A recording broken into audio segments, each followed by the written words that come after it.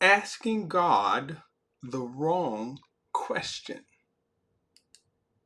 You hurt your back when your appendix ruptured and you got the pinched nerve in your back. And now we're talking about maybe you having to have back surgery at 90 Yeah. years old. And I'm just like, God, why is my grandfather, of all people, at 90 years old, having to go through this pain when he has lived his life teaching about the manifestation of healing? Why won't you heal him right now? And He it's did hard. 2,000 years ago. So then why are you still in pain? It's hard. I'm struggling a little bit and it's hard for me to admit that, but it's frustrating for me to watch you.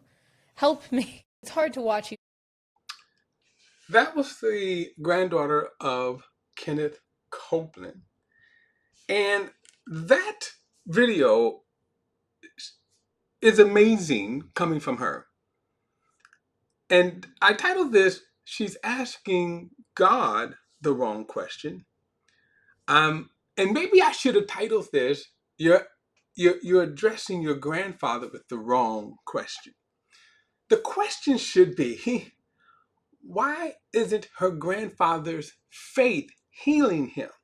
Now, in order to understand that, and I do realize sometimes from new generations to new generations, you may not really understand who Kenneth Copeland is. So here's a brief synopsis.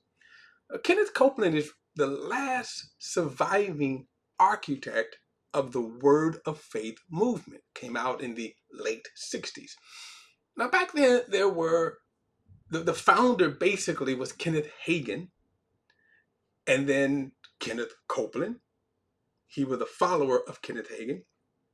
John Osteen, who is Joel Osteen's father. There was a man named Charles Capps, and also Frederick Price. Now, all but Kenneth Copeland, they've all deceased.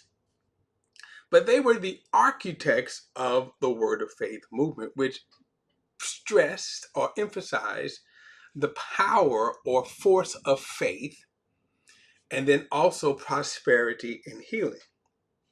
Basically, they said, according to the Bible, as a child of God, you have unlimited power, unlimited wealth, because you are a child of God. That's a quick synopsis there. Kenneth Copeland developed the theology along with the others, John Osteen, Charles Capps, Fred Price, and then, of course, who they affectionately referred to as Daddy Kagan. But their emphasis on faith, and then they told their followers that if they follow their teaching, they would have unlimited health and wealth. Kenneth Copeland himself taught the force of faith, the force of words, confession. He taught that you could have the same kind of faith, meaning the force or power of faith, that God himself used when he created the world in Genesis 1. And he spoke the word. Well, spoke the word, and then the universe and the world came into existence.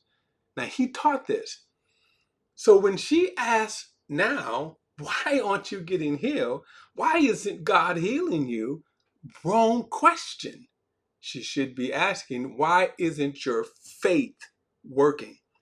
Why isn't, and by the way, another thing they taught, that faith could be so powerful that it would be like a shield around them, that sickness and disease won't even come near them. It'll like bounce off of their shield of faith. So again, the real question is, how come his faith isn't working? How come his force of faith isn't repelling the sickness, isn't driving out the back pain that he's experiencing? Here's the truth of the matter. None of the word of faith teaching worked, as evidenced by his now suffering. They all died of some kind of illness.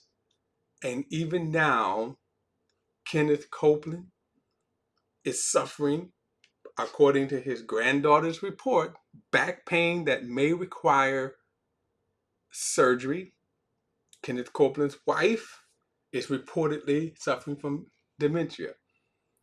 So why isn't their faith working?